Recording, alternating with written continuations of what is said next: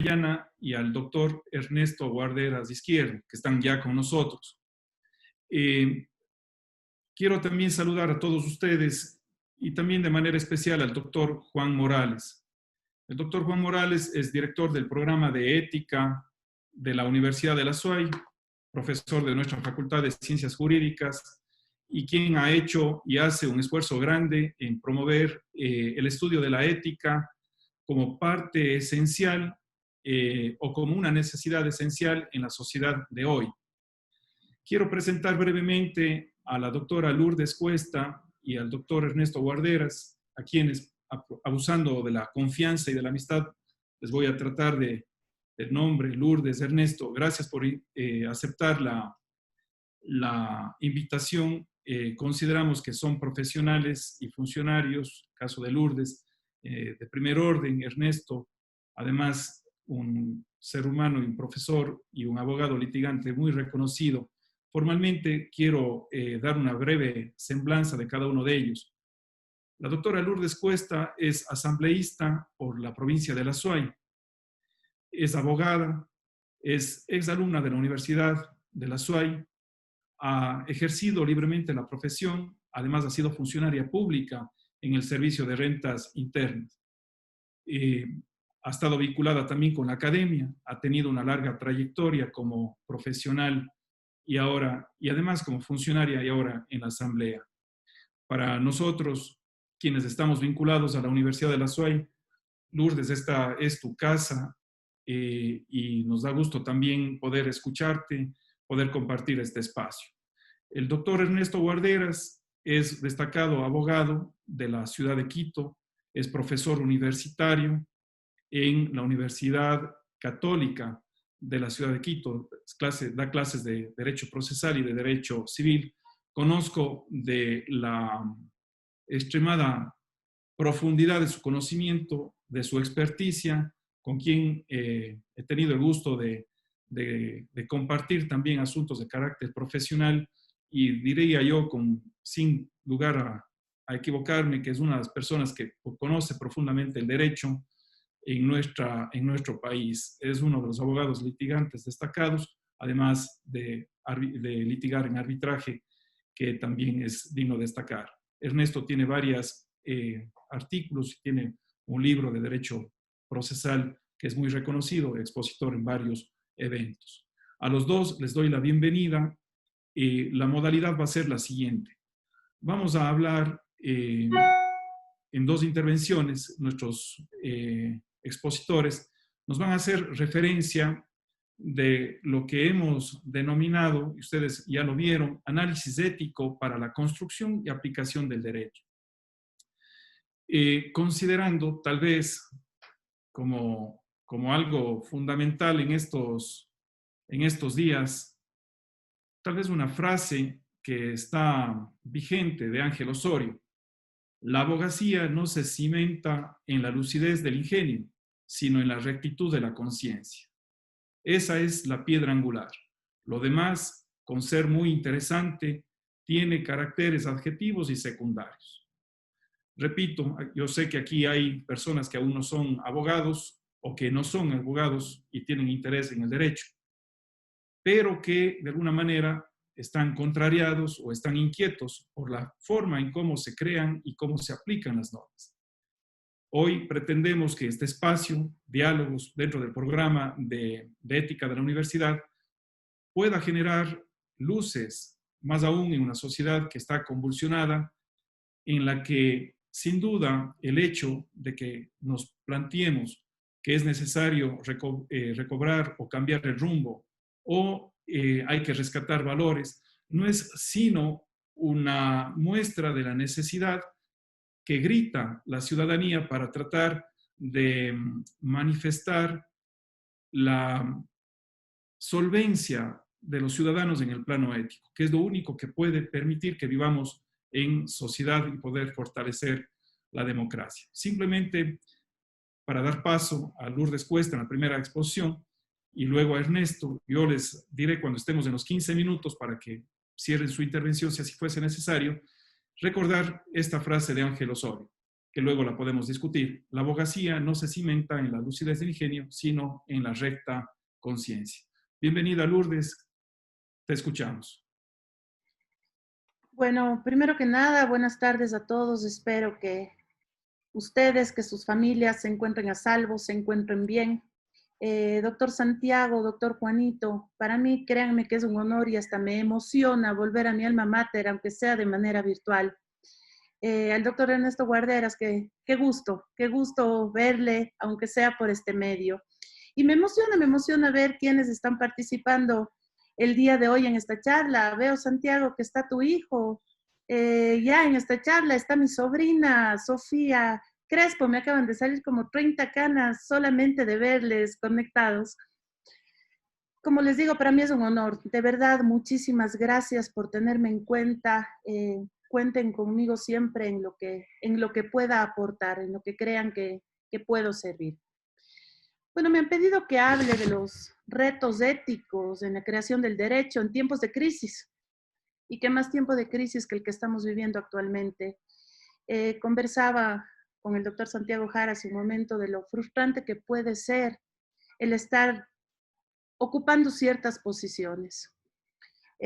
Uno llega con una idea, en este caso, en mi caso, a la Asamblea Nacional, con ganas de aportar, con ganas de pelear, con ganas de poner un granito de arena. Y lamentablemente se ve envuelto en este tipo de situaciones que nos afectan. Y nos afectan a todos.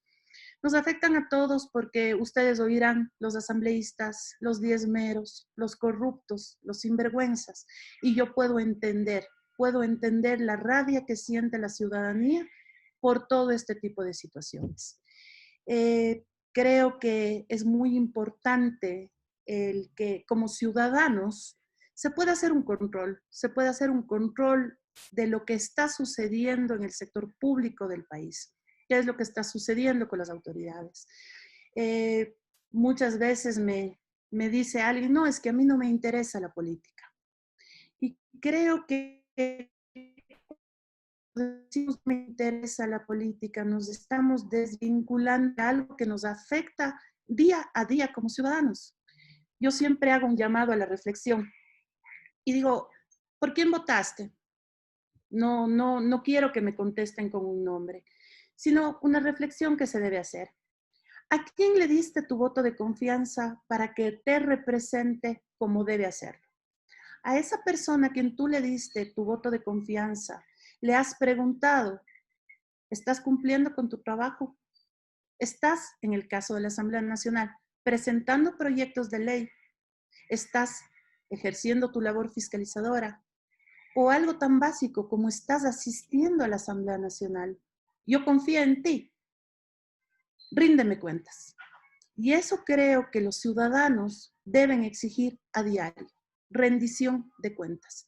No deslindarnos de decir, no me interesa la política, no me interesa lo que está pasando, porque esas decisiones que se toman en la Asamblea Nacional, de una u otra forma, van a afectar o beneficiar a la vida de cada uno de los ciudadanos. Bueno, teóricamente el Parlamento, el Congreso, la Asamblea es la institución más importante que hay en el Estado moderno. ¿Y por qué es la más importante? Porque crea leyes, porque controla el gobierno, porque representa a los ciudadanos y también designa y controla a otro tipo de funcionarios. El Parlamento es la sociedad en una escala reducida. Es por eso que es tan importante la representación. Y esa representación tiene que ser llevada con dignidad, tiene que ser llevada con honor, porque alguien confió en nosotros, quienes hoy estamos, quienes estarán mañana, para que le representemos, para que hablemos por ellos. El sistema jurídico de un país tiene su origen en el poder legislativo. Ahí nacen las leyes. ¿Y qué pasa cuando se tiene duda en el nacimiento de esas leyes, en la construcción de esas leyes? Se pone en duda el sistema jurídico del país. Así de grave. Lamentablemente el poder legislativo, y no hablo únicamente por el ecuatoriano, sino a nivel mundial, no tiene buen prestigio, no goza de buen prestigio, pero creo que los niveles a los que hemos alcanzado en el Ecuador realmente asustan y deben preocupar. Como dato, para mayo, la Asamblea Nacional registró apenas un 14.7% de aprobación por parte de la ciudadanía. Apenas un 14.7% cree que la Asamblea cumple más o menos su trabajo. Debe preocuparnos. Debe preocuparnos porque ahí está la representación de los ecuatorianos. Ahí está quienes toman decisiones que, como les decía hace un inicio, afectan no a la vida de una persona, afectan a colectivos, a instituciones, a todos los ciudadanos en general. ¿Y cuáles son estas causas para que no haya aprobación de los parlamentos? Y esta vez voy a referirme a nivel mundial. Se habla de la falta de representatividad, los ciudadanos no se sienten representados por quien enviaron a ese cargo para hablar por ellos, por falta de eficacia y por falta de ética, que es el tema que nos trae el día de hoy. ¿Y qué es lo que sucede cuando hay esta falta de ética? ¿O por qué hay esta falta de ética? La ética está minada precisamente por la corrupción. Y eso tenemos que tratar de erradicar desde el espacio en el que estemos. Esta corrupción lleva a que se trastoque todo el sistema jurídico, lleva a que se pierda la naturaleza del órgano legislativo. ¿Por qué? Porque deja de ser esa representación de la sociedad y empieza a representar los intereses de muy pocos. Eso es lo que debemos justamente evitar.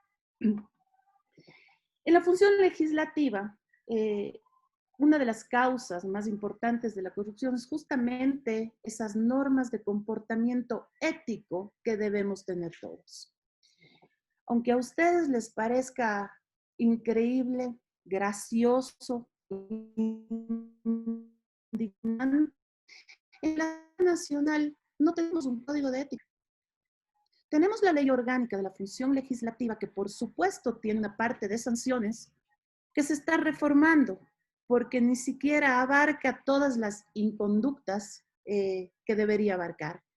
Hay sí un código de ética para los funcionarios legislativos, pero que los ungidos asambleístas no estamos cubiertos por ese código de ética. Llama la atención porque ha sido una tendencia mundial justamente que se tengan este tipo de códigos de conducta.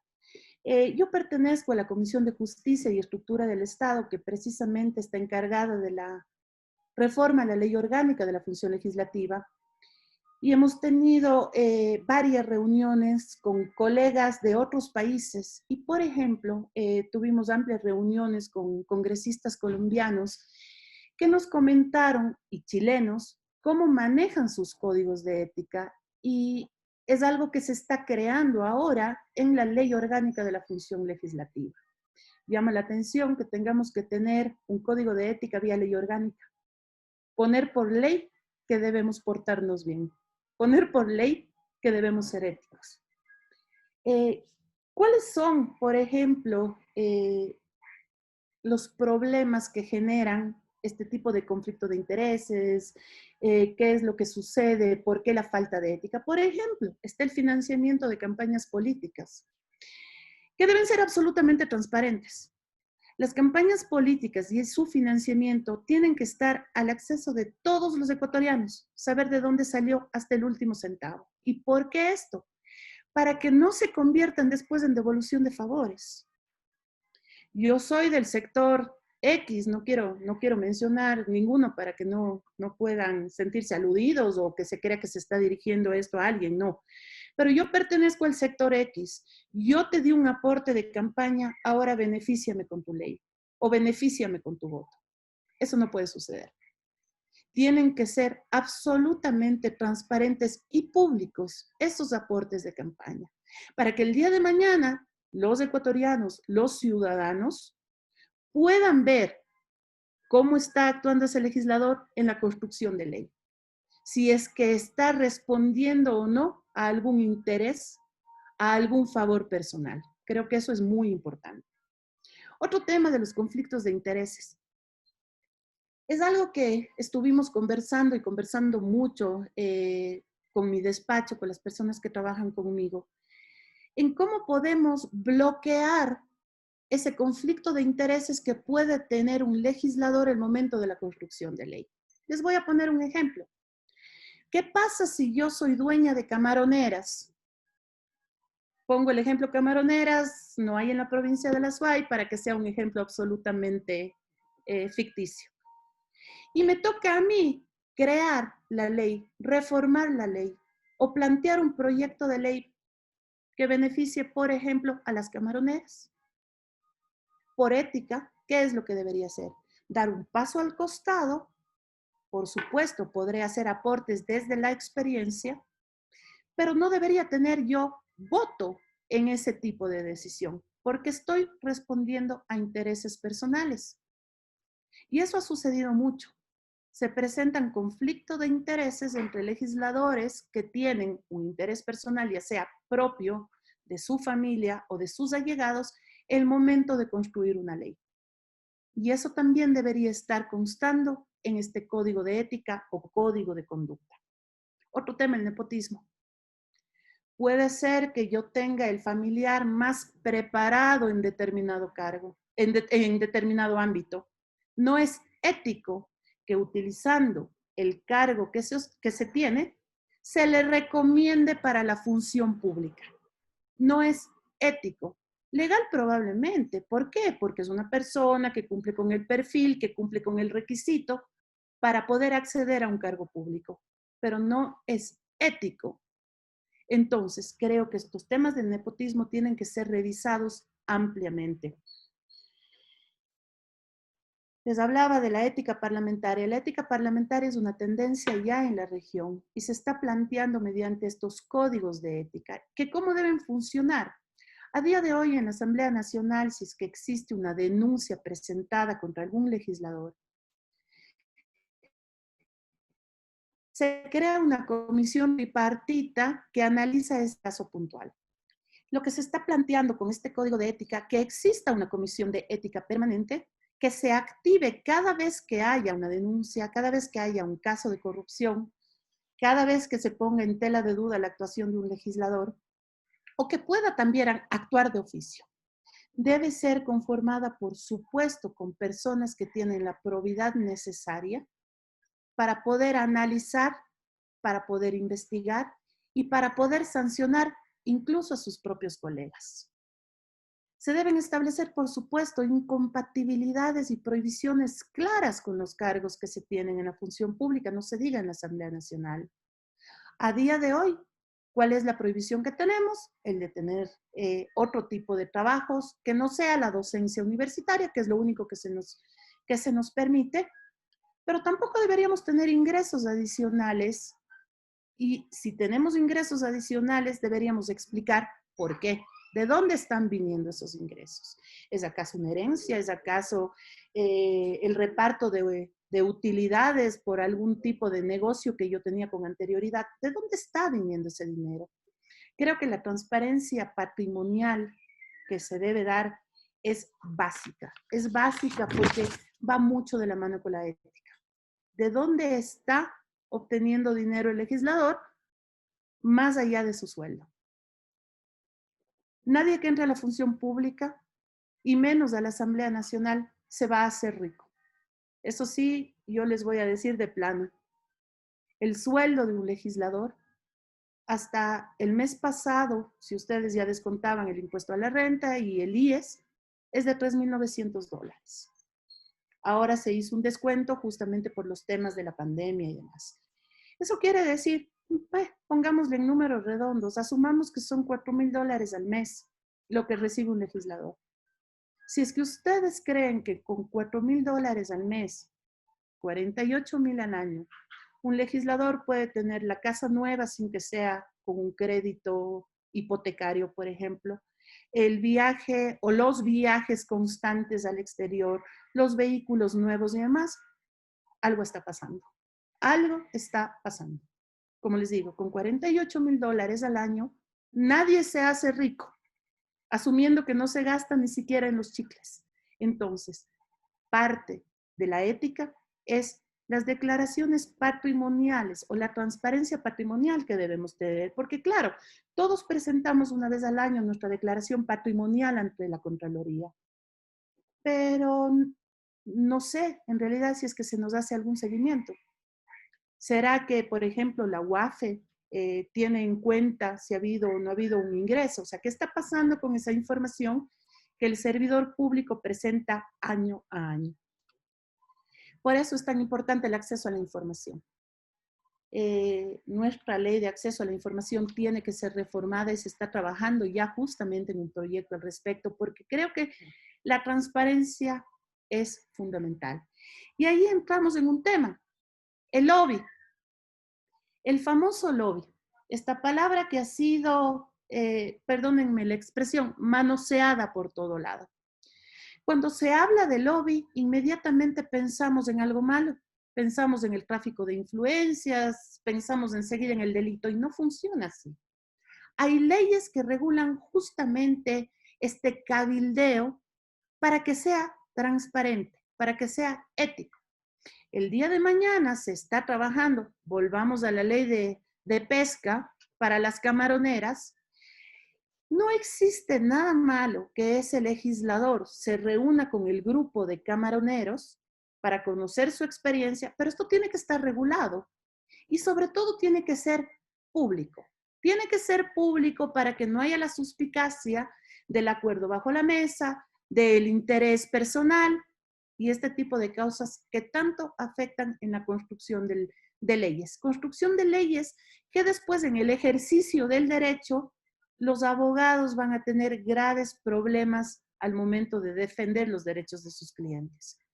Entonces, es urgente una ley que regule justamente el lobby y dejar de pensar que el lobby es algo malo, es algo delictuoso. No, es un cabildeo que puede llevarse de una forma absolutamente transparente y en otros países, por ejemplo, incluso existe un registro de lobistas, si es que ustedes quieren llamarlo. El profesional tal que se dedica a tal rama es quien hace de nexo con el Parlamento y los grupos que están interesados en aportar con cierto tipo de leyes. Y así debe funcionar, no cuando pensamos en el lobby y el hombre del maletín. Otro tema que es muy importante y hay una tendencia es a los parlamentos abiertos. Los ciudadanos deben saber qué están haciendo sus representantes. Deberíamos tener, como en otros países, en la palma de nuestra mano, una aplicación en donde podamos revisar qué está sucediendo en la Asamblea Nacional en tiempo real. ¿Qué está haciendo el legislador de mi provincia? ¿Con quién está reunido?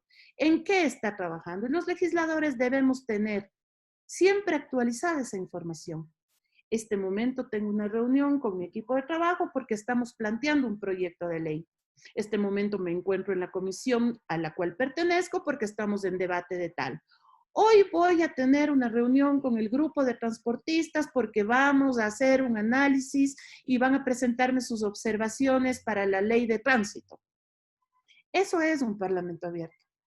Un parlamento en donde el ciudadano es absolutamente cercano al asambleísta, al congresista, al diputado, como ustedes le quieran llamar. En donde el ciudadano, estamos los 15 minutos. Sí, concluyo. Concluyo con lo del Parlamento abierto, en donde el ciudadano pueda ejercer efectivamente un control de su mandado. Recuerden ustedes que los ecuatorianos, los ciudadanos son los mandantes.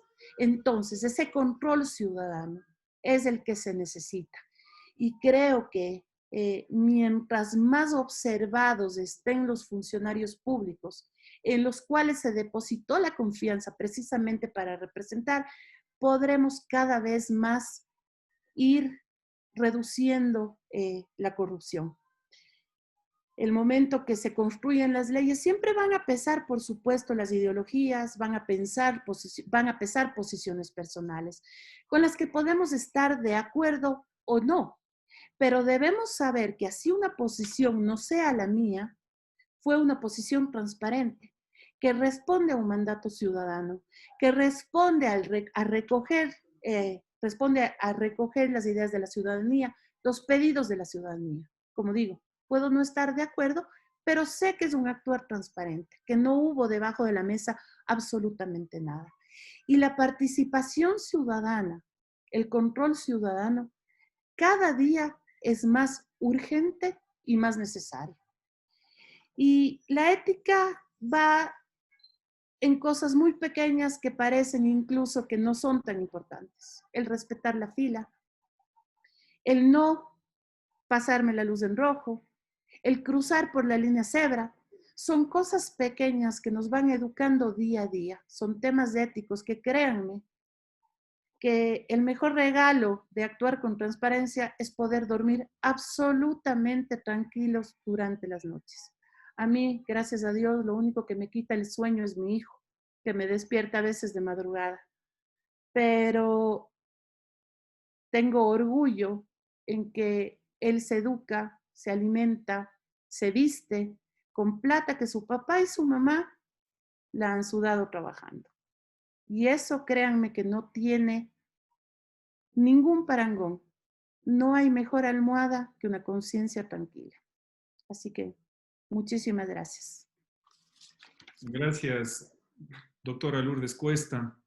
Nos ha hablado de cosas importantes, sobre todo de herramientas que creo que son necesarias analizarlas y que luego esperamos poder conversarlas sobre el tema del nepotismo y la relación con el ejercicio ético, bloquear los conflictos de interés, la transparencia patrimonial, el parlamento abierto. No hay que temer al lobby, sino más bien regularlo. La participación ciudadana es una necesidad de poder ejercitarla ya de inmediato. El poder reconocer el tema de los intereses, entre otras cosas, es muy importante. Las preguntas, por favor, les pedimos hacerlas, las vamos a hacer por el chat y las vamos a hacer al final a nuestros invitados. Doctor Ernesto Guarderas, bienvenido Ernesto, le damos la palabra, le escuchamos con toda la atención. Buenas noches con todas, con todos. Muchas gracias por la invitación a la Universidad de la SUAY, a Santiago Jara, con quien tengo una amistad de hace algunos años. Un gusto ver a Lourdes de los años también, aunque sea a través de esta vía. Muchas gracias al doctor Juan Morales por la invitación. Creo que estos eventos sin duda enriquecen el aspecto ético que debe reinar en todos los ciudadanos y en todos los ámbitos y en todas las materias. Yo voy a exponer sobre la aplicación del derecho una vez que la norma está creada. Lourdes nos ha hablado de esa construcción normativa que obviamente responde o debe responder a actuaciones éticas de los legisladores, pero una vez creada la norma, esta se aplica. Y he dividido mi exposición en dos ámbitos. El uno que es un recordatorio de que estamos viviendo en lo que se llama en la doctrina el constitucionalismo contemporáneo, y otro aspecto que es la ética judicial. Lastimosamente, por el tiempo reducido que tenemos para esta charla, no he podido extenderme a algo que me parece que es muy importante, que es la actuación ética del abogado. Pues les recuerdo, y alguna vez me invitaron a una charla, una exposición sobre la ética del funcionario judicial, específicamente del juez. Y yo les decía que los casos de corrupción y falta de ética de los jueces, si bien hay que analizarlos y sancionar a aquellos jueces corruptos, también es importante pensar que la corrupción también viene del profesional de derecho. Y eso a veces se lo pierde de vista cuando es algo muy importante de revisar y de reflexionar. Sin más preámbulo, voy a proyectar mi exposición para que ustedes por favor la sigan. Me permiten un minutito.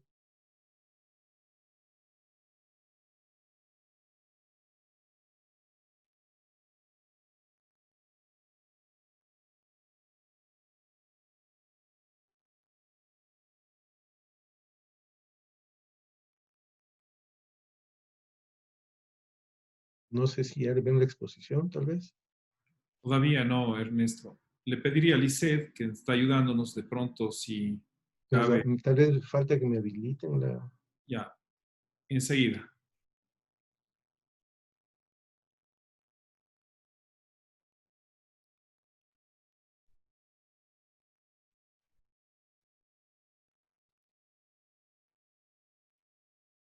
Y por favor me avisen si ya está habilitado para... A ver. Ahí tal vez, Sí, parece que ya. Parece que... ya está. Ahí sí lo ven tal vez. Está por proyectar, ahí está. Ok.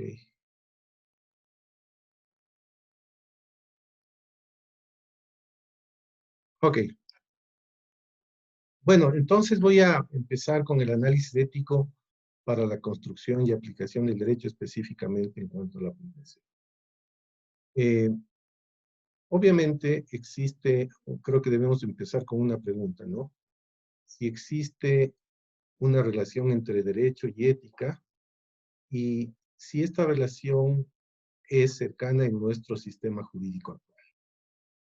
Iniciemos indicando que, según el diccionario de la Real Academia Española, la ética es lo recto, conforme a la moral, que dentro de la filosofía, la ética es la parte que trata de la moral y las obligaciones del hombre, o que es el conjunto de normas morales que rigen la conducta humana. Según Carlos Nino, derecho es una palabra con significado emotivo favorable, y según él, las connotaciones emotivas de la palabra derecho se deben a que los fenómenos jurídicos están estrechamente relacionados con valores morales, en especial el de justicia. Es decir, ya de entrada podemos definir que existe una estrecha relación entre el derecho y la ética. Para Nino, la vieja polémica entre las dos corrientes filosóficas, el naturalismo y el positivismo, gira alrededor de la relación entre derecho y moral. A ver, yo quisiera tal vez empezar explicando, creo que todos conocen, que existen dos corrientes muy antiguas.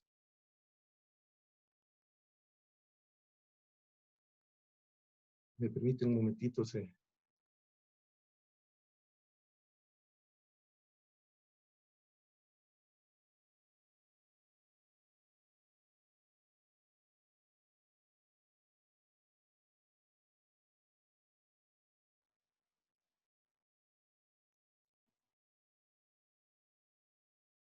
Estoy aquí con problemas técnicos.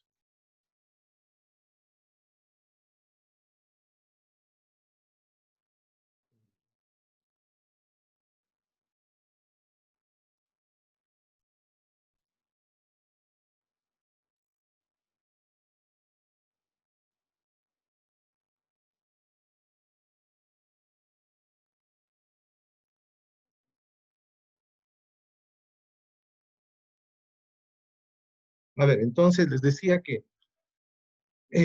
ahora sí ya se me arregló el tema. El justnaturalismo, como ustedes saben, crea una relación muy cercana entre el derecho y la moral.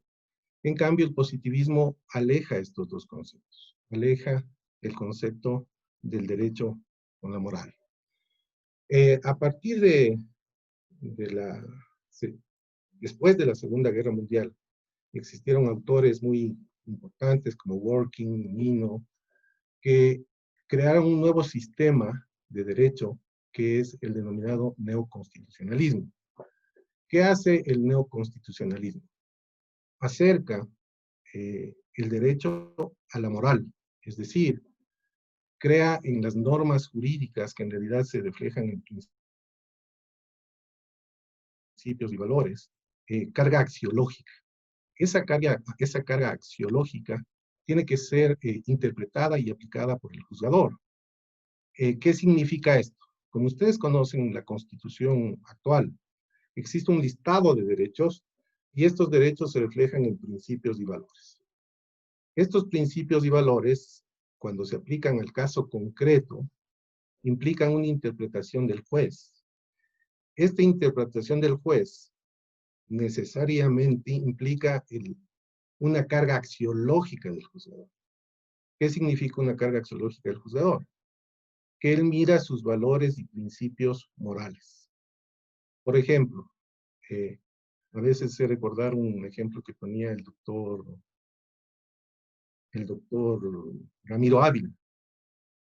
Si se ponen en disputa el derecho a la educación que tiene un hijo, a propósito del hijo de Lourdes, un hijo pequeño, con la necesidad de él de disipar, de divertirse con estos juegos electrónicos. Y se pone en discusión el un derecho con el otro derecho. ¿Qué es más importante? ¿Cuál de los derechos prevalece?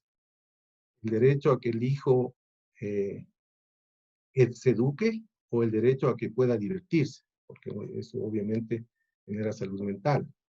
Entonces, en el neoconstitucionalismo el juzgador tiene discrecionalidad de establecer cuando encuentra un conflicto de derechos, una colisión de derechos, cuál de ellos prevalece frente al otro derecho. Esta discrecionalidad del juez ha provocado que en ciertos casos el juez tenga este tipo de conflictos y va a pesar en él mucho su moral, su ética.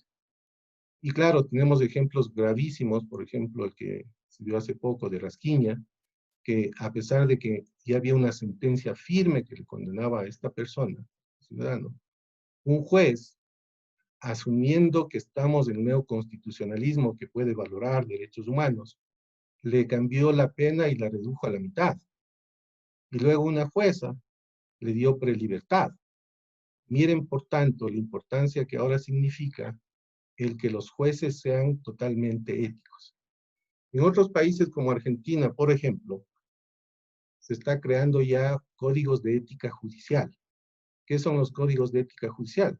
Son normas que contienen principios, muchos de los cuales nosotros tenemos, como decía Lourdes, en la ley, que establecen las actuaciones del juez. Y además, en estos códigos de ética judicial, lo que se hacen es crear tribunales de ética judicial. ¿Qué significa esto? Que hay tribunales que juzgan la ética de los jueces, lo cual obviamente esto no ha sucedido en el Ecuador y podría a futuro ser un tema muy importante y relevante.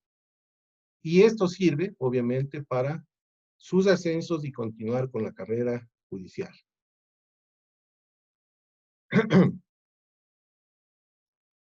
Algunos pensaban, Agustín Grijalva analiza esta situación, algunos pensaban que el neoconstitucionalismo y esta interpretación de los valores y principios de la Constitución que deben aplicarse a casos concretos y por lo tanto por ser tan amplios y ambiguos pueden tener una distinta interpretación dependiendo del caso. Muchos pensaban que el neoconstitucionalismo debía ser aplicado solamente por los jueces constitucionales, cuando en realidad, como ustedes conocen, la Constitución obliga no solamente a los jueces constitucionales, sino a los jueces ordinarios a aplicar esta forma de interpretación. De ahí que, en la práctica, lo que ha sucedido es que los jueces actualmente tienen mucha discrecionalidad sobre la aplicación de estos valores y principios que están consagrados como derechos de la Constitución. Y esto lo que obliga es a tener jueces absolutamente éticos. Y de ahí que tenemos que nosotros referirnos a la ética judicial. ¿Qué es la ética judicial? Es la que estudia al juez desde la perspectiva del bien, es decir, desde su perfección o plenitud. La ética judicial, según la doctrina argentina, lo que hace es que busquemos y encaminemos todo para encontrar jueces perfectos, jueces íntegros. Pero para que el juez pueda ser un juez perfecto, un juez íntegro éticamente, debe cumplir ciertas exigencias que se traducen en principios. Como les dije hace un momento, hay principios que están consagrados en el propio Código Orgánico General de Procesos y otros no. Pero estas exigencias que se traducen en principios lograrán que tengamos jueces absolutamente íntegros y éticos. Lo cual se necesita en este momento porque tenemos la posibilidad de que ahora los jueces actúen con cierta discrecionalidad frente a aplicación de estos valores y principios consagrados en la Constitución. Vamos a revisar brevemente cuáles son estos principios que se vuelven exigencias para que los jueces puedan y deban interpretar adecuadamente los valores y principios consagrados en la Constitución. La primera exigencia o principio es la conciencia funcional. Los jueces deben ser conscientes de su papel como jueces, de la importancia de la función que cumplen. Los jueces, como ustedes saben y conocen, son aquellos que de alguna manera determinan, como ya vamos a ver, lo que es justo e injusto. E inclusive son aquellos que definen si en un determinado caso o acto existió o no corrupción. Des en cuenta lo terrible que sería que un juez corrupto esté juzgando un caso de corrupción. Eso es realmente inconcebible. Esto va de la mano de un principio que sí tenemos consagrado en nuestro código, que es la independencia de los jueces. ¿Qué significa la independencia de los jueces? Como todos conocemos, los jueces requieren de una independencia externa y una independencia interna. ¿Cuál es la independencia externa? Aquella independencia que debe tener el juez frente a los otros poderes del Estado. No tiene que ser influido por ningún otro poder del Estado. La independencia interna es aquella que tiene el juez respecto de los otros funcionarios de la propia función judicial, de aquellos jueces jerárquicamente superiores. Adicionalmente, existe algo que es muy importante, que está siendo tratado últimamente por la doctrina, que es la independencia frente a poderes fácticos, como por ejemplo los medios de comunicación. Existen casos en que hay jueces que tienen tanta influencia de los medios de comunicación que sus fallos son prejuzgados por los medios de comunicación. Es decir, los jueces repiten lo que los medios de comunicación ya habían prejuzgado. Obviamente esto es una falta ética tremenda, y ya vamos a ver uno de las exigencias que también establece la ética judicial es la fortaleza del juez. El juez no tiene que ser débil en el sentido de dejarse influenciar, en este caso último, por los medios de comunicación. Otro principio que va con la ética judicial es la imparcialidad. Obviamente el juez es equidistante de las partes procesales. El juez tiene que ser un juez absolutamente imparcial. Y si se siente parcializado a una de las partes, hay el mecanismo procesal que ustedes conocen, que es la excusa. Y si es que él lo hace voluntariamente, cualquiera de las partes procesales tiene el derecho de recusarlo. Por lo tanto, el juez, en un acto ético, en caso de que considerar que puede tener cierta parcialización hacia una de las partes, él debería, por propia iniciativa, excusarse del conocimiento de la causa. Otro aspecto ético es la capacitación permanente. El juez tiene que ser consciente de que tiene que seguir capacitándose. Ahora estamos, por ejemplo, entrando a una etapa virtual de la administración de justicia, y es lógico y lo mínimo que tiene que hacer el juez, y no solo él, sino exigir a las autoridades estatales, es la capacitación respecto del uso de herramientas virtuales. Obviamente, el llevar adelante audiencias virtuales implica otro tipo de preparación. Una cosa es estar presencialmente con las partes procesales, los testigos, los peritos, y otra es verlos virtualmente, lo cual obviamente puede provocar que los medios de prueba no sean adecuadamente actuados. Por lo tanto, un aspecto ético del juez es el tener y exigir la capacitación permanente. Otro principio que rige la ética del juzgador es la prudencia. El juez tiene que ser muy moderado en todo, en el diálogo con las partes. tiene que ser, los autores dicen, humilde en el tratamiento con las partes. Tiene que ser, razonar tranquilamente sobre los argumentos y contraargumentos de las partes procesales. Inclusive, claro, dentro de la prudencia se habla de que el juez, mientras más experimentado es mejor, ¿sí? Entonces, sin duda, un juez prudente es un juez ético. El juez no puede, está en manos de él la resolución justa de un caso. Por lo tanto, no puede tener ni exabruptos, ni ningún tipo de actuación sin mucho razonamiento, ¿sí? Otra exigencia es la justicia. Obviamente, el juez tiene que velar de que al aplicar las leyes, estos principios, valores, se entregue a cada cual lo que le corresponde, y para eso obviamente tiene que hacerlo en forma prudente. Por otro lado, la diligencia. El juez tiene que ser diligente, tiene que tratar de despachar todas las peticiones en los términos establecidos en la ley, tiene que ayudar a que el proceso avance en la medida de que sea posible, y no buscar pretextos para no procesar o no despachar las peticiones de las partes procesadas. Ernesto, Sí. le pido Está. que vaya cerrando, por favor, su exposición. Ya. Bueno, voy a tratar de ir tal vez a las exigencias más importantes. El decoro es algo que, como decía Lourdes, hay temas que son tan triviales, pero inclusive dentro de la ética judicial, el decoro del juez, cómo se refiere, el uso de sus palabras adecuadas, su vestimenta, todo eso es importante y es un aspecto ético que también engrandece a la administración de justicia y obviamente es considerado dentro de un aspecto de la ética judicial. La honestidad. El juez, como decía Lourdes, tiene que vivir de su sueldo, ¿sí? Y el sueldo del juez es un sueldo que le va a permitir vivir bien, pero tampoco le va a permitir comprar mansiones, automóviles de lujo, y eso obviamente se va a reflejar el momento que él no esté cumpliendo con honestidad su función, se va a reflejar en los bienes materiales que él adquiera, lo cual obviamente es absolutamente contrario a la ética.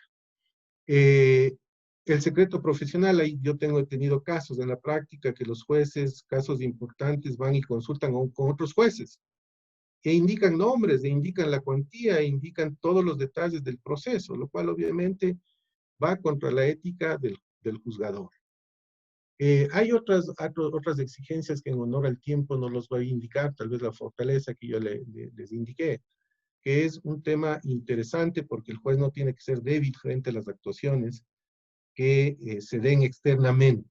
El juez tiene que ser un juez fuerte en el sentido de no dejarse influir por cuestiones ajenas o internas al proceso. ¿Okay? Listo, creo que con esto terminado mi exposición y quedo abierto a cualquier pregunta, Santiago. Muchas gracias. Gracias, Ernesto. Importante los aspectos. Hay cosas que se ponen sobre la mesa, así como se habla de un código de ética o la necesidad de un código de ética en la función legislativa para los legisladores, no para los trabajadores de la legislatura. Se habla también, nos dice Ernesto, de la necesidad de un código axiológico o un código de ética judicial.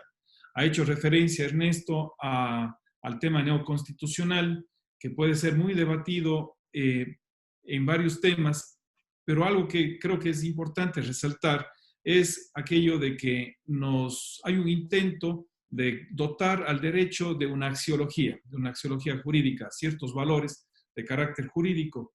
Temas relacionados con la ética judicial, me ha parecido muy interesante lo que se manifiesta, por ejemplo, cuando se establece la necesidad de la independencia del juez ante los grupos, por ejemplo, de interés. Ha hecho referencia, por ejemplo, al tema de la prensa y su relación. Estos principios importantes que se manifiestan, la independencia, repito, la capacitación permanente, la prudencia, se ha resaltado, el actuar con justicia y con diligencia, entre otras cosas, el decoro, inclusive la vestimenta, que a veces está olvidada. El vivir del sueldo, esto es un tema importante. Aquí voy a poner una idea, perdónenme ustedes que lo haga a título personal y también lo manifestó Lourdes. Parece que olvidamos que los funcionarios públicos o quienes están ejerciendo una función pública no pueden tener un doble empleo y menos aún, en varios casos, no pueden ejercitar o ejercer el comercio. Parece que esto está olvidado en nuestra sociedad y yo creo que es necesario recordarlo. El tema del secreto, del sigilo y el tema de la fortaleza. Este tema de la fortaleza me ha parecido muy interesante en cuanto necesitamos jueces que sean fuertes. Fuertes en el sentido de que puedan ser ajenos a las presiones y que puedan tener este cúmulo de posibilidades como es la independencia. Si el juez no es fuerte, podríamos decir, no podría ser un juez independiente. Les pedimos que nos hagan llegar sus preguntas. Hay una para la doctora Cuesta que dice lo siguiente: todos representamos intereses. Lo importante es saber qué intereses representamos. ¿Qué herramientas jurídicas, le preguntan a la doctora Lourdes, qué herramientas jurídicas pueden implementarse para conocer de antemano los intereses a los que pueden estar vinculados los asambleístas y poder garantizar leyes más justas? Muchas gracias por la pregunta. Bueno, esto tiene que ver un poco cómo se eligen los asambleístas.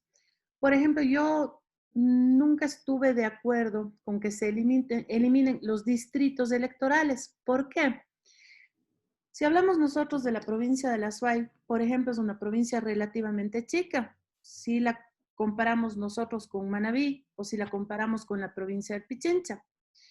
En la ciudad de Quito, entre el norte y el sur, hay kilómetros de diferencia. Créanme, parecen dos ciudades completamente distintas.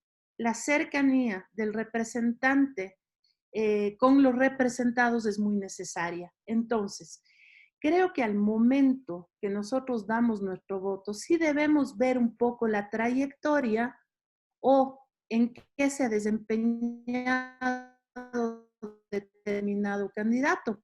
Eso nos va a poder a nosotros dar luces y conocer cuáles son sus intereses o cuáles son sus motivaciones o cuáles son los objetivos o los fines incluso que tiene de alcanzar un cargo de representación popular.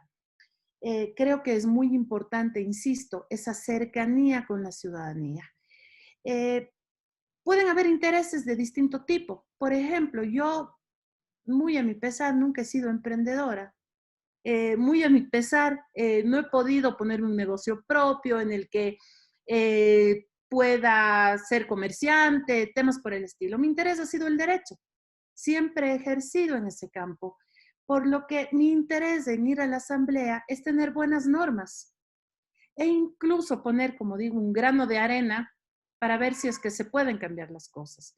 Entonces yo creo que es muy importante que ese interés del que habla, quien nos hace la pregunta, sea analizado previamente. Recuerden ustedes, ahora estamos cerca ya de otro proceso electoral y sería bueno que tengamos un voto consciente, un voto que analice realmente cuál es la trayectoria de ese candidato para que mañana nosotros podemos decir, sí, bueno, esta persona dijo que el día de mañana iba a subir los límites de velocidad a 300 kilómetros por hora y está haciéndolo. Y esa era su intención cuando iba a la Asamblea Nacional.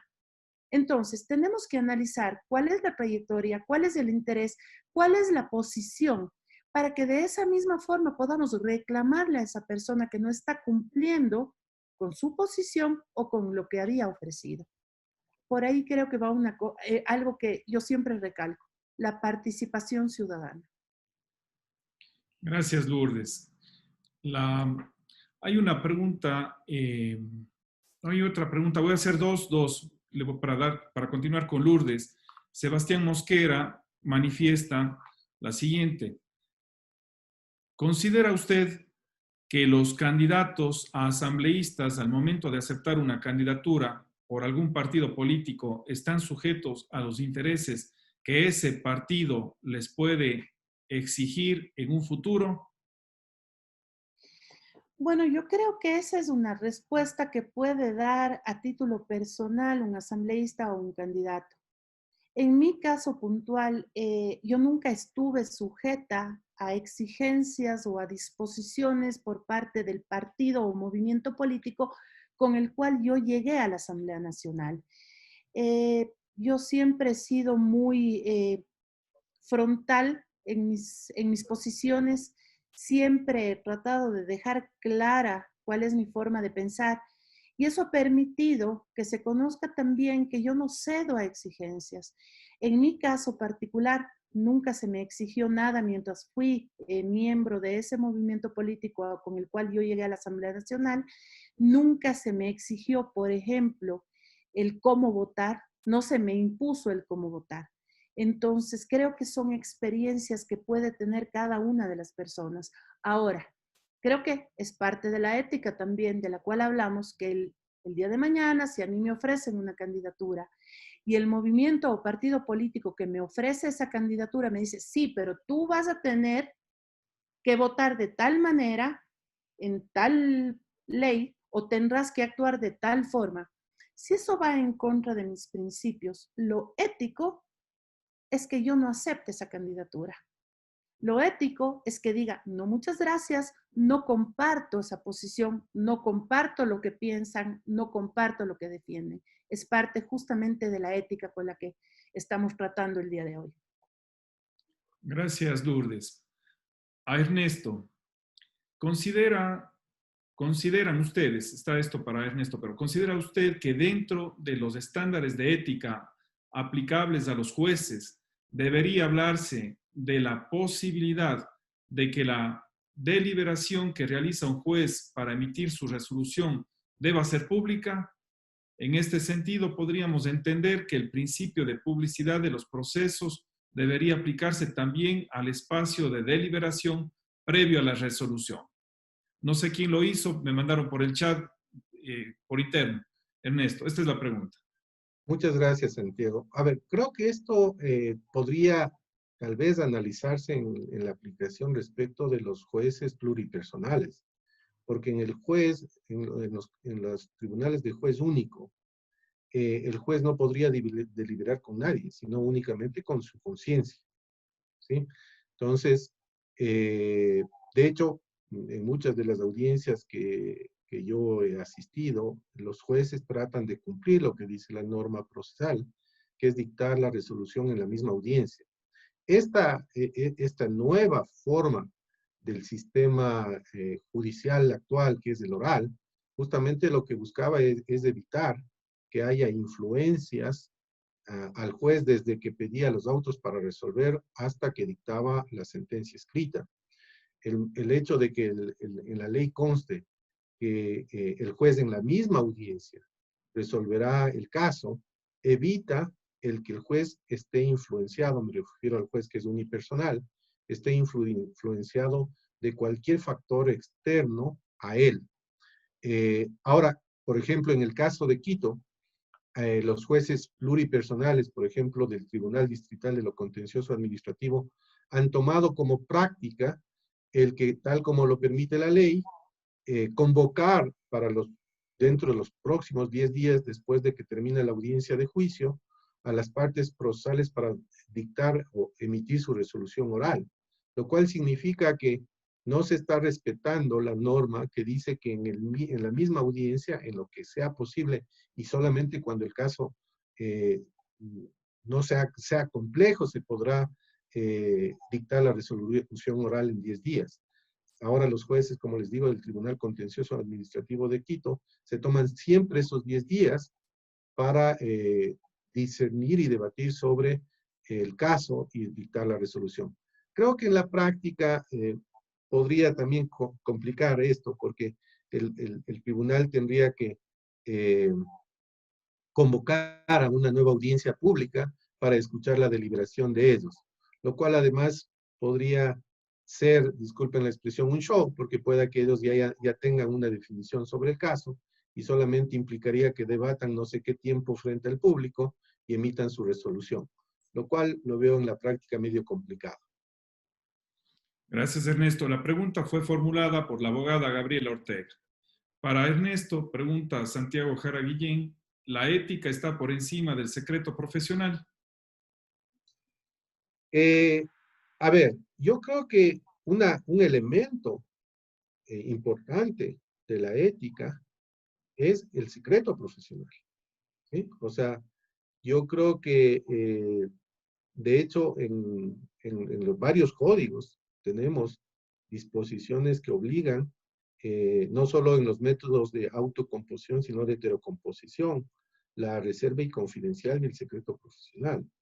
Inclusive dentro del sistema judicial, como les acabé de decir, uno de los principios éticos de la ética judicial dirigida a los jueces es justamente que ellos, siendo jueces, mantengan la reserva y confidencialidad sobre el caso que están manejando.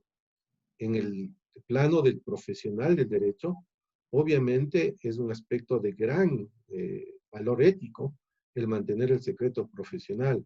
Y también no solo eso, me remito a lo que dijo Lourdes en cuanto al conflicto de intereses, ¿no? Personalmente yo como abogado y en el despacho en el que yo trabajo, cuidamos mucho el tema de conflicto de intereses.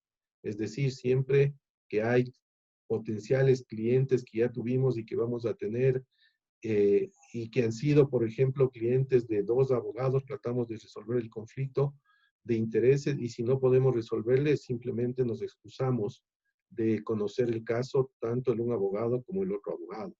Es decir, hay muchos temas éticos, por eso les decía, es importante también enfocar la ética desde el ejercicio profesional. Como les dije, un aspecto también es tremendamente relevante de análisis, es el hecho de que se debe castigar de forma fuerte al abogado que trata de corromper al juez. O sea, la corrupción es de doble vía, del juez que se deja corromper y del abogado que corrompe. Y lastimosamente, en varios foros en que yo he participado, solo se mira desde la una vía, o sea, le atacan al juez, el juez corrupto, el juez que se dejó comprar, el juez que recibe regalos, el juez, o sea, todo le ven al juez, pero no se dan cuenta que al otro lado hay un abogado, y el abogado es el que ofrece, porque si él no ofreciera, el juez no sería corrupto. Y normalmente el que le destituyen es al juez. Y el abogado queda tranquilo, ni siquiera va a los tribunales éticos de los colegios de abogados que hay en cada provincia. Es decir, al abogado, como les digo, ni se le toma en cuenta, siendo él uno de los principales factores de la corrupción en los jueces. Gracias, Ernesto. Por el tema del tiempo, vamos a cerrar con dos preguntas más, una para Lourdes y otra para Ernesto. A la doctora Lourdes Cuesta le piden precisar cómo puede el ciudadano, a través de la participación ciudadana, evitar actos de corrupción. Bueno, esa búsqueda creo que tenemos todos los días, ¿no? No quitando el ojo, no quitando el ojo a sus representantes, no quitando el ojo a los políticos de su provincia, de su ciudad, incluso a nivel nacional. ¿Cómo podemos evitar la corrupción? Creo que no siendo parte de ella. Y no siendo parte de ella, me refiero al no tomar como normal cierto tipo de actitudes. El no tomar como normal, en el ejemplo tonto que ponía hace un momento, de tal vez cruzarse la calle por un lugar que no sea la línea cebra, el no saltarse la fila. No tomemos como normal cierto tipo de actos que no están apegados a la ética. Ernesto decía algo que es muy claro. Para que haya un corrupto, también debe haber un corruptor. Y deben tener nuestro absoluto rechazo. El no ver, insisto, como normal. Si sabemos que el colega abogado es el que está pagando a los jueces, si no le llamamos la atención, porque muchas veces tenemos miedo de hacerlo, no le felicitemos. No le felicitemos en el juicio. No lo recomendemos como profesional del derecho. No lo tengamos como el amigo íntimo con el que salimos de fiesta, con el que salimos de paseo, al que invitamos a nuestra casa. No sé si estoy exagerando al respecto, pero eso es avalar la corrupción. En estos días hemos visto personas, por ejemplo, que han sido denunciadas, que se han estado llevando el dinero de los ecuatorianos, rodeados de amigos, en fiestas, en viajes, en yates. Entonces, ¿cuál es el ejemplo que se está dando? A ustedes, por ejemplo, en la mayoría son abogados, estudiantes de derechos. Si es que yo les digo que el sector público es una maravilla porque uno se enriquece, uno se compra carro todos los años, se va de viaje, ¿qué es lo que van a querer ustedes? En lugar tal vez de salir a ejercer la profesión, van a decir, bueno, ¿por qué no soy funcionario público? Ahí las cosas son bastante más fáciles. No permitamos que se vea con normalidad este tipo de cosas. Cuestionemos, preguntemos, levantemos la voz. Y como digo, yo creo que cuando hay actos de corrupción, sí tenemos el derecho de señalar con el dedo. Decir, tú no eres parte de mi estudio jurídico, tú no eres parte de mi grupo de amigos, tú no eres la persona a quien yo recomendaría para que lleve un caso, así los hayas ganado todos, porque son producto de corrupción. Pensemos, como decía hace un momento, la corrupción viene de los dos lados. Alguien propone y alguien acepta. ¿Cómo erradicamos la corrupción? No siendo tolerantes, no viendo como normal y, como digo, desde cosas muy pequeñas. Gracias, Lourdes.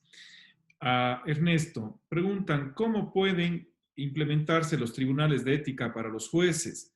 ¿Esto no sería restar independencia? Pregunta para Ernesto. Es muy buena pregunta, pero es una corriente que existe en Iberoamérica, ¿no? O sea, se han creado estos tribunales de ética judicial como entes, no sé si adscritos en nuestro caso sería el Consejo de la Judicatura, pero solamente ven el aspecto ético de los jueces, el aspecto ético. Ahora, nosotros tenemos un ente disciplinario, que es el Consejo de la Judicatura, pero todos dudamos del Consejo de la Judicatura en este aspecto. Por lo tanto, podría crearse un tribunal dentro, obviamente habría que modificar la Constitución y la ley, tal vez, para crear un tribunal de ética que sea adscrito al Consejo de la Judicatura. Obviamente, siempre los poderes distintos al poder judicial buscan de alguna manera controlar a la función judicial. Y claro, tal vez estamos cambiando o solo de forma esta presión que reciben los jueces cuando actúan de manera no apegada a los designios del Poder Ejecutivo, normalmente. Entonces, habría que meditar bien cómo se estructuraría este tribunal de ética judicial, si es que sería adscrito al Consejo de la Judicatura o sería tal vez un tribunal formado por la Federación de Abogados del Ecuador o los distintos colegios, pero me parece que es una idea interesante que deberíamos ir trabajando, porque creo que esto puede mejorar el sistema judicial en lo ético y además que tengan aquellos jueces una sanción de este carácter, de tal manera que esto también obviamente sea valorado para que no puedan volver a ser reelectos si así lo quisieran a futuro. Muchísimas gracias, Ernesto. Bueno, por cuestión del tiempo, vamos a cerrar aquí. Les agradecemos infinitamente a la doctora Lourdes Cuesta y al doctor Ernesto Guarderas por haber aceptado esta invitación en este espacio Diálogos dentro del programa permanente de ética de la Universidad de la SUAY. Gracias a ustedes que han participado, asistiendo con sus preguntas. El hecho de que ustedes estén aquí es muy importante porque pone de manifiesto la necesidad de hacer de la ética una práctica diaria. Lo que pretende el programa es impulsar el estudio de la ética, no solamente el análisis no solamente el estudio, sino que ésta realmente se haga carne. ¿En qué sentido? Que se vuelva una práctica diaria, en todos los ámbitos, como ya lo han manifestado nuestros invitados, desde cómo cruzar la calle. Desde ahí se hace la ética. Este espacio está siendo grabado, forma parte también de un repositorio en la universidad y luego será un documento digital que será parte de una publicación y exhibición de todos estos diálogos, esta serie de diálogos. Yo quiero cerrar con una frase de Adela Cortina, escrita dentro del libro Ética Mínima, Introducción a la Filosofía Práctica. Adela Cortina, que ha estado en la Universidad de la SUAY, en el Congreso de Bioética hace un par de años, dice en este libro: la ética es una incomprendida y que tal incomprensión la está dejando sin qué hacer. Es decir, sin nada que hacer, sencillamente porque nadie sabe bien a las claras qué hacer con ella. Que la ética no sea incomprendida por nosotros, que no sea esta abstracción, una cosa lejana, sino que sea ese juicio de valor que es parte de la actuación del ser humano, más allá de los principios y de las creencias morales. El análisis ético forma parte del desarrollo democrático de un país necesario para la convivencia social. Bueno, les agradecemos mucho. Un abrazo fuerte para Lourdes, Ernesto y para cada una de las personas que nos han acompañado. Les agradecemos y mil gracias. Esperamos contar con ustedes en una próxima ocasión. Muchas gracias por la invitación. Muy amables. Muchas gracias por la Hasta invitación. pronto.